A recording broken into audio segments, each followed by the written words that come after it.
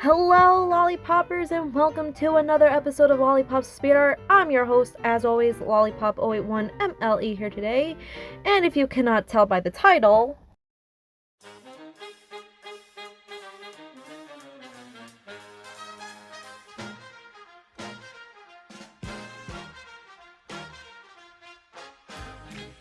we are back to doing more royal historical figures.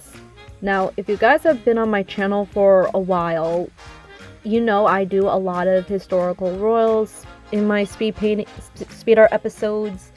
You know I have a fascination with history and whatnot, especially when it comes to like royal history. I love learning about the queens, princesses, duchesses, any royal figure for that matter, even especially the more well-known ones. And learning about the obscured ones are also very interesting. Now, of course, like again, this took the longest of the speed art here. Doing the hands, as the photo reference I was using, well, of course you could tell by the title of the video, that was the most difficult. So, to kick back into the historical royals and whatnot in my Lollipop speed art series, this is Princess Margaret Rose, who was the younger sister of Queen Elizabeth II and the second daughter and only again the other child of George VI and Elizabeth Bowes-Lyon. She was born in 1930. So anyways, Margaret Rose was considered to be the more cheery of the sisters. And also, Margaret was a bit of a controversial figure. And, of course, a lot of people would be like, she's snobbish, very spoiled, and whatnot.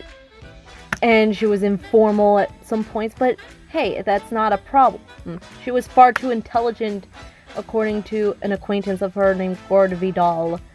But anyways, Margaret was a controversial figure at the time, but also one of the most glamorous figures of the royals.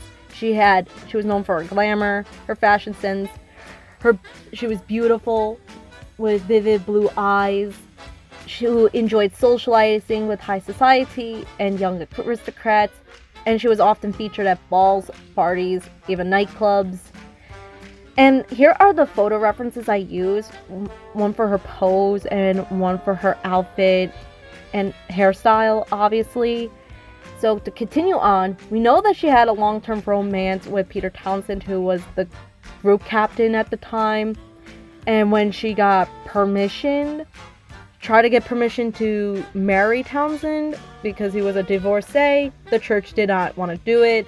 And Elizabeth couldn't give them consent because according to the Royal Marriages Act, Elizabeth's consent and blessing was required. She ended up marrying Anthony Armstrong Jones in 1960, and the ceremony was the first royal wedding to be broadcasted on television. But their divorce in 1978 was the one that caused quite a stir in the press. They did have 2 children together who are still alive today. On the positive side, she was very interested in welfare charities, music, ballet, and she was the president, or even patron of several organizations and whatnot, and it's too much to list here. Though the media chastised her for this too, as they call her not being as active as the other members of the royal family. You know, again, like I said, she was very controversial. Her private life was very, very scrutinized and subject of speculation.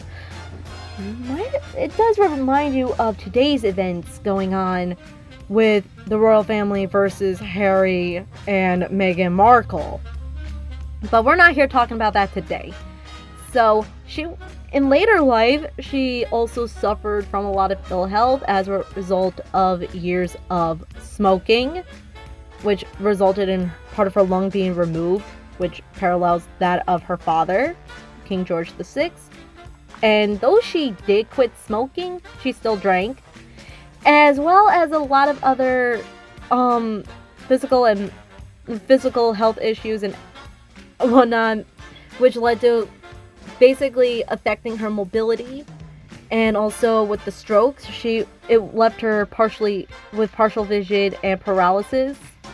Sometimes she would use a wheelchair. Her last public appearances was in celebration of her mother's 101st birthday and the 100th birthday of her aunt, the Duchess of Gloucester, in August and December, respectively. Margaret would end up passing away at the age of 71 in February of 2002 after another stroke led to cardiac problems. But she was devoted to her sister, the Queen, and she was tremendously supportive. And she had the wonderful capacity for giving a lot of people pleasure, and she was making a very, very good and loyal friend, according to her cousin, Lady Elizabeth Shackerley. But again, we're coming to the end of this. If you want to learn a little bit more, the final piece is up on my DVR page at Lollypop01MLE, and my social medias, Twitter, Instagram, and Reddit are also linked down in the description below.